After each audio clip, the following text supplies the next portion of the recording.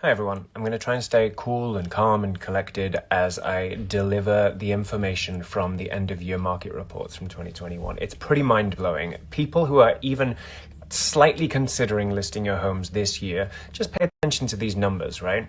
So we're talking about the end of the second year of the pandemic. 2020 saw huge increases in sales prices. Now 2021, let's talk about Maplewood for a second. An increase from December 2020 to December 2021 of 13.7%. On average, people are paying about 8% above the list price. So what does that mean?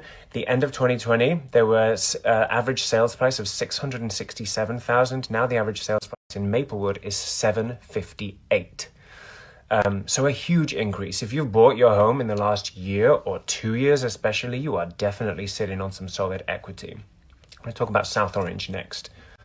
I'm already getting a lot of questions from people based on the data that I've already posted. Okay, South Orange next. We're the number one team for sales in Maplewood and South Orange. I always start with these two towns.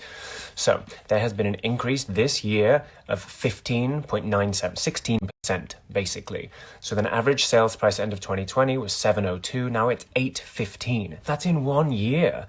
People who have owned these homes for a long time, if you've done any renovation work or if you've just taken care of it, my goodness, you're in a great position. So we're talking in general, right? So some of these maybe have sold at list price. A lot of them have. One of them, out of 25 listings in South Orange in December, one of them sold under the list price at 94%.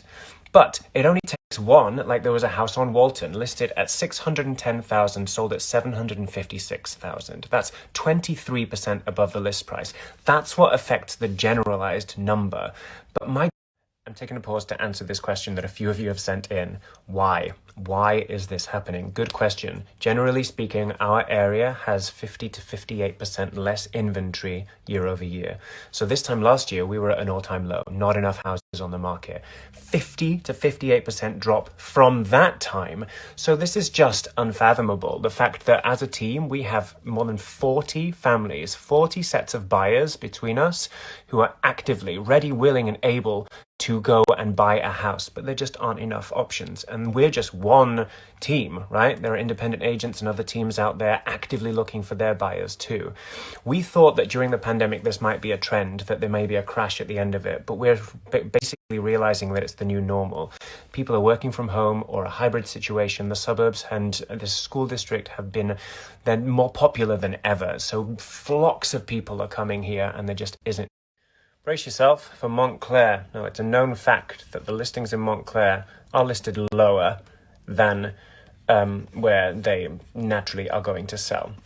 Generally speaking, average sales price increase of 12.3%, with an average sales price of $975. Again, we're talking generally, right?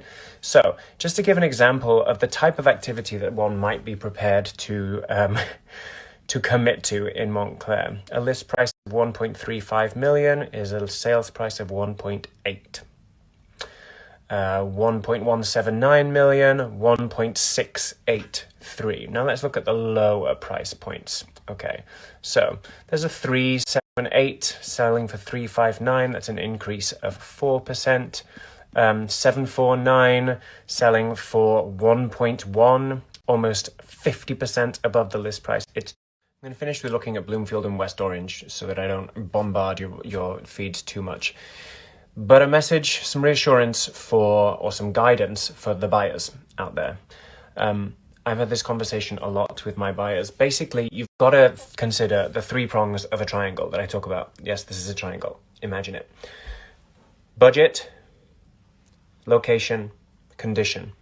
If you're not finding that you can compete with the activity because of the lack of inventory, you need to compromise in at least one of those places. And there are still great options.